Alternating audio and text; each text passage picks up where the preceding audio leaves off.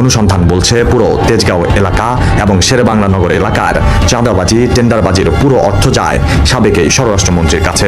এবং আপনি দেখেন ব্যাগের ভিতরে তারা কিন্তু নগদ অর্থ যেগুলো নিয়ে বের হয়েছে এবং এই যে টাকা, এই টাকার পরিমাণ আমরা দেখলে বুঝতেই পারি যে প্রচুর পরিমাণে টাকা। এবং স্বরাষ্ট্রমন্ত্রী আসাদুজ্জামান খানের মুঠোফোনটিও খোলা আছে, কিন্তু তিনি কল রিসিভ করছেন না।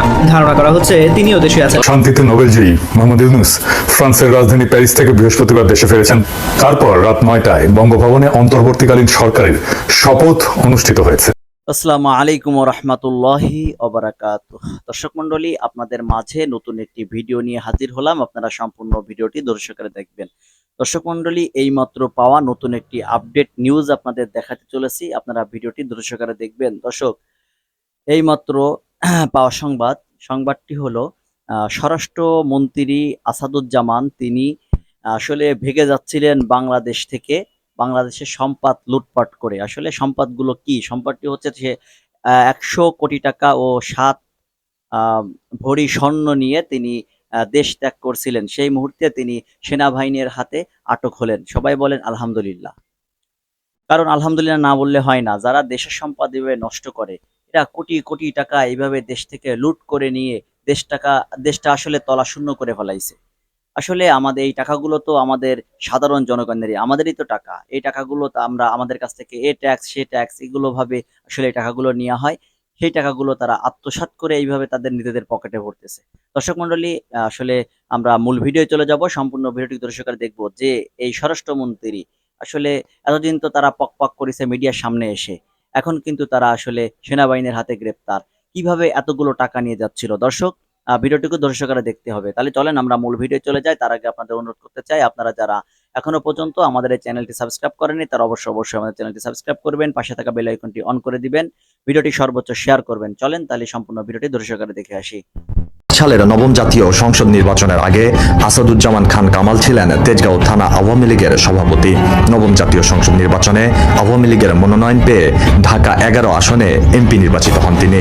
পরবর্তীতে স্বরাষ্ট্র প্রতিমন্ত্রী এবং স্বরাষ্ট্রমন্ত্রীর দায়িত্বপ্রাপ্ত হন। রাজনৈতিক পদ পদবি বৃদ্ধির সাথে সাথে বাড়তে থাকে সাবেক এই মন্ত্রীর অন্যায় আর অপকর্মের ভাণ্ডার। অনুসন্ধান বলছে পুরো তেজগাঁও এলাকা এবং শেরেবাংলা নগর এলাকার চাঁদাবাজি টেন্ডারবাজির পুরো অর্থ যায় সাবেক এই স্বরাষ্ট্রমন্ত্রীর কাছে। এসব টাকা তোলার জন্য তার ছিল একটি বিশ্বস্ত সিন্ডিকেট। সময়ের সাথে সাথে সেসব সিন্ডিকেটের সদস্যদের মুখোশ উন্মোচন করব আমরা। তবে আজ শুধু এই সাবেক স্বরাষ্ট্রমন্ত্রীর বিষয়ে জানার পালা। সাবেক এই মন্ত্রীর নামে শুধু রাজধানীর কারওয়ান বাজার থেকেই প্রতিদিন প্রায় ১.৫ কোটি টাকা চাঁদা তোলা হতো। ফুটপাতে ব্যবসা, বাজার, মাদক এবং আবাসিক হোটেল থেকে ওঠানো হতো এসব চাঁদা। এই টাকা মন্ত্রীর হাতে পৌঁছে দেওয়ার জন্য দায়িত্ব দেওয়া হয়েছিল মন্ত্রীর এপিএস মনির হোসেন সহ আরও ২ জনের হাতে। মন্ত্রী এই কালো টাকা জমা রাখত আরও একটি সিন্ডিকেট। তাদের একজনের নাম গোলাম কিবরিয়া ওরফে বড় মনির, যিনি টাঙ্গাইল শহর আওয়ামী লীগের সাবেক সহসভাপতি এবং টাঙ্গাইল ২ আসনের সাবেক সাংসদ তানভীর হাসান ওরফে ছোট মনিরের ভাই। বড় মনির ২০২৩ সালে কলেজ ছাত্রীকে ধর্ষণের মামলায় গ্রেফতার হন। পরবর্তীতে ওই ছাত্রী অন্তঃসত্ত্বা হয়ে পড়ে। তবে মনির জেল থেকে জামিনে বের হওয়ার পরপরই ওই ছাত্রীর রহস্যজনক মৃত্যু ঘটে। এই ঘটনায় মামলা তদন্তের দায়িত্বে ছিল পিআইবি। তবে স্বরাষ্ট্রমন্ত্রী পিআইবি প্রধান বনোজ কুমারের মাধ্যমে তদন্তে প্রভাব খাটান। পরে জেল থেকে বের হয়ে আবারও নতুন করে আরেক ছাত্রী ধর্ষণ মামলায় ফেঁসে গেলে স্বরাষ্ট্রমন্ত্রীর সহায়তায় দেশ থেকে পালিয়ে যান বড় মনির। এছাড়াও ২৭ নং ওয়ার্ড আওয়ামী লীগের সাবেক সাধারণ সম্পাদক কাজল শেরেবাংলানগর এলাকায় এক ত্রাসের রাজত্ব কায়েম করেছিল, যার সবই হয়েছে সাবেক এই স্বরাষ্ট্রমন্ত্রী আসাদুজ্জামানের ছত্রছায়ায়। চাঁদা না দিলে শেরেবাংলানগর এলাকার বিভিন্ন সরকারি কার্যালয়ের উন্নয়ন কাজ আটকে দেওয়া, প্রকৌশলীদের মারধর করা, হাসপাতাল কেন্দ্রিক ঠিকাদারি থেকে শুরু করে ফুটপাত দখল, বিভিন্ন বেসরকারি প্রতিষ্ঠানে চাঁদাবাজি সবই এক হাতে নিয়ন্ত্রণ করত এই কাজল। এসব কালো অর্থের বেশিরভাগের অংশই সরাসরি পৌঁছে যেত সাবেক স্বরাষ্ট্রমন্ত্রীর হাতে। লুটপাটের এসব অর্থের বেশিরভাগ অংশই স্বরাষ্ট্রমন্ত্রী পাচার করেছেন দেশের বাইরে। এছাড়াও এসব অর্থের ক্ষুদ্রাংশ দিয়ে শত কোটি টাকা মূল্যমানের সম্পদ কিনেছেন রাজধানীর তেজগাঁও, ধানমন্ডি, সেন্ট মার্টিন সহ আশুলিয়া, গাজীপুরের মতো বিভিন্ন জায়গায়।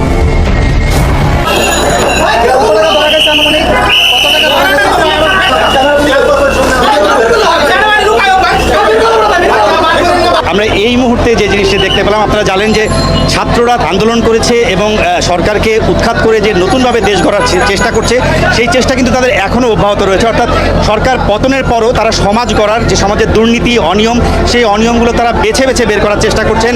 এবং এই মুহূর্তে যদি আমি বলি, মগবাজার এলাকায় তারা দুজন অপরিচিত ব্যক্তিকে নিয়ে এসেছেন এবং আপনি দেখেন ব্যাগের ভিতরে তারা কিন্তু নগদ অর্থ যেগুলো নিয়ে বের হয়েছে এবং এই যে টাকা, এই টাকার পরিমাণ আমরা দেখলে বুঝতেই পারি যে প্রচুর পরিমাণে টাকা। এবং এই টাকাগুলো তারা কোথা থেকে এনেছেন, কেন এনেছেন, সেটি সদুত্তর দিতে পারছেন না। এই টাকার কোনো রসিদ নেই। তারা একটি কোম্পানির নাম বলছেন যেটি ভৈরবে। এখানে কিন্তু আমরা কিছু খাতাও দেখতে পাচ্ছি। তারা বলছেন যে কোম্পানির পক্ষ থেকে এই টাকা দেওয়া হয়েছে। তারা খুচরা টাকা বিভিন্ন জায়গায় বদলি করেন এবং খুচরা টাকা বিলি করেন, কিন্তু সেটির কোনো প্রমাণপত্র তাদের কাছে নেই। এবং এই টাকা বহন করার যে প্রক্রিয়া, এই প্রক্রিয়াটি কোনোভাবেই বৈধ হতে পারে না। বৈধ যদি হতো তাহলে তাদের সাথে কার্ড থাকতো, একদম নির্দিষ্ট প্রমাণপত্র থাকতো। সেটি কিন্তু পায়নি। যারা এখানে কাজ করছে, ট্রাফিকের নিয়ন্ত্রণ করার যে দায়িত্ব তারা নিজের কাঁধে তুলে নিয়েছে যেই ছাত্ররা, তারাই কিন্তু তল্লাশি করে এই দুজন ব্যক্তিকে ধরেন এবং এই দুজন ব্যক্তি এখন তাদের জিম্মায় রয়েছেন। তারা আমাদেরকে অনুরোধ করেছেন যে সেনাবাহিনীর কোনো সদস্য, দায়িত্বপ্রাপ্ত সদস্য যারা আছে তাদের সাথে যোগাযোগ করিয়ে এটির একটি সুরাহা করা। তারা কোথায় এই টাকা নিয়ে যাচ্ছিলেন, কোত্থেকে এনেছেন এবং এই টাকার বৈধতা আছে কিনা সেই বিষয়টি ছাত্ররা জানতে চান। তারা কিন্তু নিজেরা আইন তুলে নিচ্ছেন না এবং তারা বলছেন এটি আইন প্রয়োগকারী সংস্থার হাতে তারা দিতে চান, যেই সংস্থাটার মাধ্যমে এই প্রকৃত রহস্য উঠে আসবে এবং আসলে কোত্থেকে এই টাকাটা এসেছে সেই টাকার বিষয়টি তারা জানতে চায়। নগদ টাকা তারা যেভাবে ব্যাগে করে লুকিয়ে নিয়ে যাচ্ছেন, সেই টাকাটি ছাত্ররা ধরেছে এবং ছাত্ররা দাবি করছে যে এই টাকাটি কোনো অনিয়মের টাকা হতে পারে এবং তারা দায়িত্বরত আইনশৃঙ্খলা বাহিনী, তাদের এই মুহূর্তে যে আস্থাটি সেনাবাহিনীর প্রতি আছে, তারা সেনাবাহিনীর কোনো কর্মকর্তা, দায়িত্বরত কর্মকর্তার হাতে তাদেরকে তুলে দিতে চান এবং এই টাকার রহস্যটা উন্মোচন করার ক্ষেত্রে তারা চান সঠিক তথ্য উঠে আসে।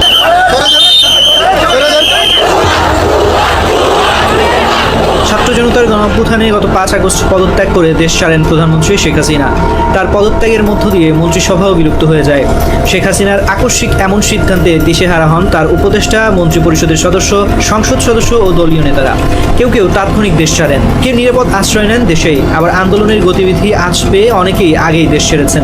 আওয়ামী লীগ সরকারের সদ্য সাবেক মন্ত্রীরা কে কোথায় জানতে খোঁজ নেয় জাগো নিউজ। এতে বেরিয়ে আসে সিনিয়র মন্ত্রী আকম মোজাম্মেল হকের নম্বরটি খোলা আছে, তবে তিনি ফোনে সাড়া দেননি। ধারণা করা হচ্ছে তিনি দেশেই আছেন। আওয়ামী লীগের সাধারণ সম্পাদক এবং সড়ক পরিবহন ও সেতুমন্ত্রী ওবায়দুল কাদের দেশ ছেড়ে দুবাইয়ে আশ্রয় নিয়েছেন, সেখান থেকে অন্যত্র যেতে পারেন। অর্থমন্ত্রী আবুল হাসান মাহমুদ আলী রোববারই ভিআইপি লঞ্চ ব্যবহার করে দেশ ছেড়েছেন বলে বিমানবন্দর সূত্র জানিয়েছে। আইনমন্ত্রী আনিসুল হকের নম্বরটি খোলা পাওয়া গেছে, তবে তিনি কল রিসিভ করেননি। ধারণা করা হচ্ছে তিনিও দেশে আছেন। শিল্পমন্ত্রী নুরুল মজিদ মাহমুদ হুমায়ুনেরও খোঁজ মেলেনি। স্বরাষ্ট্রমন্ত্রী আসাদুজ্জামান খানের মুঠোফোনটিও খোলা আছে, কিন্তু তিনি কল রিসিভ করছেন না। স্থানীয় সরকার মন্ত্রী তাজুল ইসলাম প্রধানমন্ত্রীর পদত্যাগের আগের দিনই দেশ ছেড়েছেন বলে বিমানবন্দরের নথিতে পাওয়া গেছে। বিমানমন্ত্রী কর্নেল ফারুক খানের মুঠোফোনটিও খোলা, তিনিও কল ধরেননি। ধারণা করা হচ্ছে তিনি দেশে আছেন। পররাষ্ট্রমন্ত্রী মোহাম্মদ হাসান মাহমুদও দেশে আছেন বলেই ধারণা করা হচ্ছে। শান্তিতে নোবেলজয়ী মোহাম্মদ ইউনূস ফ্রান্সের রাজধানী প্যারিস থেকে বৃহস্পতিবার দেশে ফিরেছেন। তারপর রাত 9টায় বঙ্গভবনে অন্তর্বর্তীকালীন সরকারের শপথ অনুষ্ঠিত হয়েছে। আমরা অভিনন্দন জানাই, সমগ্র দেশবাসী তাদের সাফল্য কামনা করছে। অনেকে জিজ্ঞাসা করেছেন এই সরকার কেমন হলো। আমি এটা নিয়ে এই এপিসোডের শেষে আলাপ করব, তার আগে কিছু জরুরি আলাপ সেরে নিই। আগামী 2-1 দিনের মধ্যে নিশ্চয়ই ডক্টর মোহাম্মদ ইউনূস জাতির উদ্দেশ্যে একটা বক্তৃতা করবেন। আমি সেখানে দুটো প্রশ্নের জবাব খুঁজব। প্রথমত, বাংলাদেশে গত 15 বছর ধরে চলমান গণতন্ত্র এবং মানবাধিকার প্রতিষ্ঠার মরণপণ সংগ্রামে তিনি কোথায় কতটুকু ভূমিকা পালন করেছিলেন তা দেশবাসীকে জানাবেন। মরম ডাক্তার জাফরুল্লাহ চৌধুরীর মতো অন্যান্য এনজিও সমূহের নেতৃবৃন্দ কেন এমন মৌলিক মানবাধিকারের লড়াইয়ে প্রত্যক্ষ ভূমিকা রাখতে পারলেন না বা পারেন না, সে বিষয়টা ব্যাখ্যা করবেন। এই ব্যাখ্যাটা জরুরি, কারণ এই সরকারের ডিসপ্রপোর্শনেটলি এনজিওর প্রতিনিধিত্ব আছে। লড়াইয়ে নাই কিন্তু পদে আছি, এই ফেনোমেননটার ব্যাখ্যা আমরা চাইতেই পারি এই লড়াইয়ের স্টেক হোল্ডার হিসেবে। দ্বিতীয়ত, 5 তারিখে অগাস্ট বিপ্লব সংগঠিত হওয়ার পরে ওনার ঢাকায় ফিরতে 72 ঘন্টা সময় কেন লাগলো, সে ব্যাপারে নিশ্চয়ই তিনি একটা গ্রহণযোগ্য ব্যাখ্যা দেবেন। কারণ যারা তার সাথে যোগাযোগ রাখছিলেন তারা প্রত্যেকদিনই বলছিলেন তিনি বিকেলে আসবেন, সন্ধ্যায় আসবেন, আবার রাতে বলেছিলেন পরের দিন সকালে আসবেন। এই সমন্বয়হীনতা কেন ঘটেছিল সেটা দেশবাসীর জানার প্রয়োজন রয়েছে। বিলম্বের এই 72 ঘন্টায় দেশব্যাপী যে সমস্ত অঘটনগুলো ঘটেছে সেগুলোর দায় কে বা কারা নেবেন? দেশে অরাজকতা চলেছে, কোনো অভিভাবক নেই। একটা কথা শুনলাম মাইনর সার্জারি হয়েছে ওনার, কিন্তু ওনার কি স্বল্পতম সময় প্রয়োজনে চার্টার করা বিমানে চলে আসা উচিত ছিল না এমন একটা অরাজকতার সময়? আরেকটা প্রশ্নের উত্তর দরকার। অবৈধ রাষ্ট্রপতি শাহাবুদ্দিন চুপ্পু কর্তৃক ইতিমধ্যে তাড়াহুড়ো করে নিয়োগ বাগানো কর্মকর্তাদের তিনি অপসারণ করবেন কিনা, ডক্টর মোহাম্মদ ইউনূসকে এসব বিষয়ে তার অবস্থান দেশবাসীর সামনে স্পষ্ট করতে হবে। আজকের এই অন্তর্বর্তীকালীন সরকার কিভাবে গঠিত হবে সে বিষয়ে গত 72 ঘন্টায় যারা আলাপ আলোচনা করে সিদ্ধান্ত নিয়েছেন তাদের শীঘ্রভাগই বিগত ফ্যাসিস্ট সরকারের নিয়োগপ্রাপ্ত কর্মকর্তা এবং কর্তা ব্যক্তি। এদের বাইরে গণ অভ্যুত্থানকারী তরুণ নেতৃত্বের অভিভাবক হিসেবে যে সমস্ত ব্যক্তি এতে যুক্ত হয়েছিলেন তারা হাসিনার হাতে ক্ষত বিক্ষত সংবিধানের আওতার মধ্যে থেকেই সবকিছু করার সিদ্ধান্ত নিয়েছেন, যার ন্যায্যতা এবং বৈধতা নিয়ে দেশবাসীকে কোনো কিছু অবহিত করা হয়নি। যেখানে 72 সংবিধানের মধ্যে অন্তর্বর্তীকালীন সরকার গঠনের কোনো বিধানই নাই, সেইখানে এই অচল দলিলের মধ্যে গণ অভ্যুত্থানের বিপ্লবী আকাঙ্ক্ষাকে ঢুকিয়ে দিয়ে আইনি মারপ্যাচের ব্যাখ্যায় গলা টিপে ধরার অধিকার তাদেরকে কে দিয়েছেন? এমন পরিস্থিতিতে আমরা কখনোই অবৈধ রাষ্ট্রপতি শাহাবুদ্দিন চুপ্পুর তত্ত্বাবধানে একটা শপথ গ্রহণ কার্যক্রমকে অনুমোদন করি না। এই বিপ্লবোত্তর অন্তর্বর্তীকালীন সরকারের কখনই বঙ্গভবনে গিয়ে শপথ গ্রহণ করা উচিত হয়নি। বঙ্গভবনে গিয়ে শপথ গ্রহণ করাকে আমরা নৈতিকতা বর্জিত, আইনগতভাবে অযথার্থ এবং সদ্যমুক্ত বাংলাদেশের জন্য অশোভন বলে মনে করি। এর বিপরীতে জাতীয় শহীদ মিনারে দাঁড়িয়ে শহীদের মহান আত্মত্যাগের প্রতি বিশ্বস্ততার শপথ নিয়ে কাজ শুরু করলে ভালো হতো এবং অন্তর্বর্তীকালীন সরকারের সদস্যদের সেখানে শপথ পড়াতে পারতেন আগস্ট বিপ্লবের কোন একজন শহীদের পিতা অথবা মাতা। আর এই গৌরবজনক অনুষ্ঠানটি হতে হতো প্রকাশ্যে খোলা আকাশের নিচে হাজার হাজার প্রতিবাদকারী শিক্ষার্থী জনতার উপস্থিতিতে। সেইটাই একজন মাঠের রাজনৈতিক কর্মী আর এনজিওর চিন্তার পার্থক্য। হাসিনা পালানোর পরে ওয়াকা সাহেব আলোচনা করলেন কাদের সাথে? আপনারা জানেন কারা আলোচনা করেছে। আমরা কি দুধভাত? আমরা কেউ না? এই লড়াই আমাদের অবদান নাই, আমাদের স্টেক নাই? আমরা তো মন্ত্রী মিনিস্টার হইতে চাইতেছি না, নাকি ক্ষমতার ভাগ চাইতেছি? আমাদের কথা শুনবেন এই লড়াইয়ের স্টেক হোল্ডার হিসেবে, এইটুকুই তো চাওয়া। এই সহযোদ্ধাদের কথা শোনার টাইম হয় না আপনাদের, গুরুত্ব দেন না। আর আপনারা গণমানুষের কথা শুনবেন, ঘোড়ায় তো হাসবে ভাইজান। ফরাদ ভাই খুব গুছায় বলছেন ভিডিওতে, শুনছেন এই কথাগুলো, শুনে দেখেন। আপনি যে নিজেকে একটা প্রশ্ন করেন, প্রশ্নটা এরকম যে ডক্টর ইউনূস, আমরা একটা ফ্যাসিস্ট ব্যবস্থার বিরুদ্ধে আমরা লড়েছি, ফ্যাসিস্ট শক্তির বিরুদ্ধে লড়েছি, ঠিক আছে? এই ফ্যাসিস্ট যে সংবিধান যেটা আছে, কেমন এই সংবিধানের অধীনে তো লড়াই করিনি, আমরা গণ অভ্যুত্থান করেছি, আমরা তো সংবিধান বিরোধী কাজ করেছি, ঠিক আছে? এখন কি ডক্টর ইউনূস এই বিদ্যমান সংবিধানের অধীনে, এই বিদ্যমান সংবিধানের যিনি প্রেসিডেন্ট, মানে ফ্যাসিস্ট সংবিধানের যিনি প্রেসিডেন্ট, তার কাছে শপথ গ্রহণ করবেন? কেমন এটা হতে পারে? এটা হতে পারে না। তার আগের ভিডিওতে আমরা পরিষ্কার বলেছি এটা আসলে কিছুতেই এটা হতে পারে না। এবং সেটা হতে গেলে তারা বলছেন যে তিনি হবেন কি প্রেসিডেন্টের উপদেষ্টা, ঠিক আছে না? তিনি কিন্তু গণ অভ্যুত্থানের যিনি প্রধান তা না, কিন্তু তাকে বানানো হবে প্রেসিডেন্টের উপদেষ্টা হিসেবে। আর আমরা বলছি না, তিনি হবেন অন্তর্বর্তীকালীন সরকারের প্রধান। এবং তিনি কার প্রতিনিধি হবেন? তিনি হবেন গণ অভ্যুত্থানের জনগণের সার্বভৌম ইচ্ছার প্রতিনিধি, সকল সংবিধান, সকল আইন যার অধীন। উনি খুবই গুছায় বারবার উনি বলে গেছেন, ওনার কথা শোনা হয় নাই। ফ্যাসিস্ট সরকারের নিয়োগপ্রাপ্ত অবৈধ দুর্নীতিবাদ রাষ্ট্রপতি শাহাবুদ্দিন চুপ্পু এবং সেনা প্রধান ওয়াকারুজ্জামানের সাথে সাক্ষাৎ করে কিছু লোক হঠাৎ বিগলিত হয়ে পড়ছেন, লাজ লজ্জার মাথাকে উচ্ছ্বাস প্রকাশ করছেন। যদিও দেশবাসী ও সাধারণ মানুষ এদেরকে পতিত সরকারের দোসর, গণহত্যার জন্য দায়ী কর্মকর্তা এবং খুনি হাসিনাকে নির্বিঘ্নে পার করে দেওয়ার সহযোগী হিসেবে চিহ্নিত করছেন। বলেন দেখি, এই গণ অভ্যুত্থানে নেতৃত্ব দানকারী কিশোর তরুণ যুবকদের সংস্কার ভাবনার সাথে স্বৈরাচারের দোসর, ফ্যাসিস্টের দোসর এবং শেষ মুহূর্ত পর্যন্ত বল প্রয়োগকারী সংস্থা সেনাবাহিনী প্রধান ওয়াকারুজ্জামান আর দেশের সেরা দুর্নীতিগ্রস্ত বিচারকদের অন্যতম প্রেসিডেন্ট শাহাবুদ্দিন চুপ্পুর চিন্তা ভাবনার মিল হয় কি করে? আমি দেখতে পাচ্ছি সুশীল সমাজের একদল মানুষ অন্তর্বর্তীকালীন সরকারে ঢুকে পড়ে নিজেদের সামাজিক অবস্থানকে আরেকটু মর্যাদাপূর্ণ করে তোলার প্রতি বেশি আগ্রহী। তারাই তো মনে করছেন মরহুম প্রধান বিচারপতি শাহাবুদ্দিন আহমেদ, হাবিবুর রহমান, লতিফুর রহমানের তত্ত্বাবধায়ক সরকারের মতো এটা 3 মাস মেয়াদী একটা মসৃণ যাত্রা কার্যক্রমের মধ্যে সীমিত থাকবে। জি না, আসলে এই তত্ত্বাবধায়ক সরকারের মূল সংকটটা কি? প্র্যাকটিক্যালি বাংলাদেশ স্বাধীন হওয়ার পরে 1971 সালের 16 ডিসেম্বর মাসে দেশ পরিচালনার ক্ষেত্রে যে বিশাল চ্যালেঞ্জ সৃষ্টি হয়েছিল, বাস্তবে বর্তমান সমস্যা এর চেয়ে অনেক বড়। এর আগে কখনোই রাষ্ট্র ক্ষমতা ফেলে পলায়ন করে কেউ গভীর শূন্যতা তৈরি করেনি, আর তা বোঝার ক্ষমতা কি এই লোকগুলোর আছে? খুনি শেখ হাসিনার বসানো প্রশাসনের শীর্ষ কর্মকর্তা এবং রাষ্ট্রপতির সাথে মেলামেশা করে মুগ্ধ হয়ে যাওয়া ব্যক্তিরা কি বুঝতে পারছেন গত 15 বছরের দুঃশাসনে বাংলাদেশের সবগুলো রাষ্ট্রীয় প্রতিষ্ঠান ভেঙে চুরমার করে দিয়েছে ফ্যাসিস্ট শেখ মুজিবের কন্যা? এইগুলাকে নতুন করে গড়ে তোলার যে বিশাল কাজ, তা কম বেশি বিপ্লবী দৃষ্টিভঙ্গি সম্পন্ন সরকার ছাড়া কেউ করতে পারবে না। না। আর এই জন্য দরকার হবে সংশ্লিষ্ট মন্ত্রণালয়ের বিষয়ে অভিজ্ঞতা, শিক্ষা, জ্ঞান সম্পন্ন এবং বিপ্লবী চেতনা সম্পন্ন বিশেষজ্ঞদেরকে নিয়োগ দিয়ে হাইকোর্ট এবং সুপ্রিম কোর্টের বিচারপতিরা বিগত বছরগুলোতে যে সমস্ত অপকর্ম এবং বেআইনি কাজ করছেন, এরপর বর্তমান পরিস্থিতিতে তারা আদালতে বসতে ভয় পাচ্ছেন।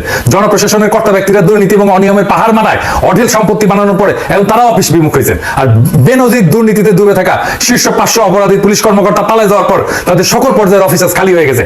এমন একটা ভয়াবহ পরিস্থিতিতে যে পরিমাণে উদ্ভাবনী শক্তি, অভিজ্ঞতা, বিপ্লবী জোশ এবং সততার জোর নিয়ে সামনে আগাইতে হবে, তেমন লোকের নাম কি আমরা উপদেষ্টা মন্ডলীতে দেখতে পাচ্ছি? না, সবাই না। কেউ কেউ আছে, কিন্তু সবাই না। আমি এই উপদেষ্টা মন্ডলী নিয়ে পরে কথা বলবো, এখন বরং দেখি প্রফেসর ইউনূসকে দ্রুত কি পদক্ষেপ নিতে হবে। আমরা মনে করি ডক্টর মোহাম্মদ ইউনূসকে অতি দ্রুত 5টা পদক্ষেপ নিতে হবে। আগামীকালই একটা জাতীয় কমিশন ঘোষণা করে এই গণ অভ্যুত্থানের বিভিন্ন পর্যায়ে, মানে হাসিনা সরকার ক্ষমতা নেওয়ার পর হতাহত, গুমের শিকার, নির্যাতিত, ক্ষতিগ্রস্ত, মামলার শিকার, দেশ থেকে বাধ্য হওয়া সকল মানুষের একটা তালিকা প্রণয়ন সম্পন্ন করতে হবে। যাদের অঙ্গহানি ঘটছে, অন্ধত্ব বরণ করছেন, যারা আহত হয়ে যন্ত্রণায় কাটাচ্ছেন, তাদের সর্বোত্তম চিকিৎসার ব্যবস্থা করতে হবে, পুনর্বাসন করতে হবে, নিহতদের পরিবারের পুনর্বাসন করতে হবে। মনে রাখতে হবে তিনি, মানে প্রফেসর ইউনূস, বর্তমান প্রশাসনের বিভিন্ন পর্যায় থেকে বাধার মুখে পড়বেন। সেই জন্য দ্রুত আইন শৃঙ্খলা পরিস্থিতির উন্নতি সাধনের জন্য আগামী 24 ঘন্টার মধ্যে তাকে সারা দেশের সকল পর্যায়ে বৈষম্য বিরোধী সংগ্রাম কমিটি গড়ে তোলার ডাক দিতে হবে। পুলিশ বিভাগের সকল সদস্যদেরকে তাদের কর্মস্থলে ফিরে আসার আহ্বান জানানোর পাশাপাশি স্থানীয় জনগণকে তাদের নিরাপত্তা বিধানের জন্য অনুরোধ করতে হবে। তারপর যৌথভাবে জনসম্পৃক্ত পুলিশ ব্যবস্থা গড়ে তোলার কঠিন কাজ শুরু করা যাবে। পুলিশকে আমূল সংস্কার করতে হবে, সংস্কার করতে হবে মিলিটারিকে, সংস্কার করতে হবে আমলাতন্ত্রকে, সংস্কার করতে হবে জুডিশিয়ারিকে। আগামীকাল থেকে সকল কলকারখানা চালু করে টানা 6 দিন উৎপাদন চালাই যেতে হবে। 6 মাসের জন্য সরকারি সাপ্তাহিক ছুটি 2 দিনের জায়গায় 1 দিনে নামায় আনতে হবে। শনিবার থেকে সকল শিক্ষা প্রতিষ্ঠান খুলে দিতে হবে এবং বিগত আন্দোলন সংগ্রামের কারণে পাঠ গ্রহণ এবং শিক্ষার যে ক্ষতি হয়েছে তা পূরণের জন্য প্রয়োজনীয় উদ্যোগ নিতে হবে। দরকার হলে এক্সট্রা ক্লাস করাইতে হবে। স্কুলের পাঠ্যক্রম নিয়ে অভিভাবকদের বড় ধরনের কনসার্ন আছে, এগুলো অসঙ্গতি নিয়ে আমি ভিডিও করছি, 7 পর্বের করার কথা, আমি বাকিগুলো করবো, 3টা বোধহয় করছি, কাজ আগায় দিছি। এইগুলা সংস্কার করতে হবে, বইগুলো সংস্কার করতে হবে। খাদ্য নিরাপত্তা নিশ্চিত করার জন্য কৃষিখাতকে সর্বোচ্চ গুরুত্ব দিয়ে সরকারকে অতি দ্রুত কাজে নামতে হবে। প্রয়োজনীয় ভর্তুকি নিশ্চিত করে সকল কৃষি পণ্য, শস্য উৎপাদনের বাম্পার ফলন ঘটাতে হবে। মৎস্য সম্পদ, গবাদি পশুপালন এবং উৎপাদনে জোর দিয়ে দেশে প্রোটিন সংকট কাটায় তুলতে হবে। প্রোটিনের বিকল্প উৎস খুঁজে বের করতে হবে। গার্মেন্টস সহ সকল খাতের শ্রমিকদের ন্যায্য মজুরি নিশ্চিত করার জন্য শীঘ্রই একটা কমিশন গঠন করতে হবে। গার্মেন্টস শ্রমিকদের ন্যূনতম মজুরি তাদের দাবি মতো নিশ্চিত করতে হবে। পাশাপাশি প্রবাসী শ্রমিকদের সুযোগ সুবিধা, স্বার্থ রক্ষার জন্য সরকারের কি করণীয় তা চিহ্নিত করে কার্যকর ব্যবস্থা গ্রহণের মাধ্যমে বৈদেশিক মুদ্রা অর্জনের পথ সুগম করতে হবে। আর আমরা রেমিটেন্স বয়কট করছিলাম হাসিনা শাসনে, আমরা এখন আবার রেমিটেন্স পাঠাবো। সারা দুনিয়া থেকে পাঠাবো, ব্যাংকিং চ্যানেলে রেমিটেন্স পাঠাবো, ব্যাংকিং চ্যানেলের বাইরে কোনো রেমিটেন্স যাবে না। সার্বজনীন স্বাস্থ্যসেবা নিশ্চিত করতে হবে। আয় অনুসারে স্বাস্থ্যসেবা একজন ব্যয় করবে, যার আয় যত কম তার স্বাস্থ্যসেবার ব্যয় তত কম হবে, যার আয় নাই তার ব্যয় হবে 0 টাকা, তার কোনো খরচা হবে না। বাংলাদেশের স্বাস্থ্যসেবার মান বাড়াতে হবে, যেন কেউ ভারতে চিকিৎসার জন্য না যায়। বাংলাদেশের স্বাস্থ্যসেবার মান উন্নত হচ্ছে কিনা তার একটাই প্যারামিটার আমাদের কাছে, প্রত্যেক মাসে মাসে ভারতে চিকিৎসার জন্য কতজন যাচ্ছে সেটার হিসাব রাখতে হবে পুঙ্খানুপুঙ্খভাবে। এইটার সংখ্যা যদি কমে তাহলে আমরা বুঝবো বাংলাদেশের চিকিৎসা সেবার মান উন্নত হচ্ছে।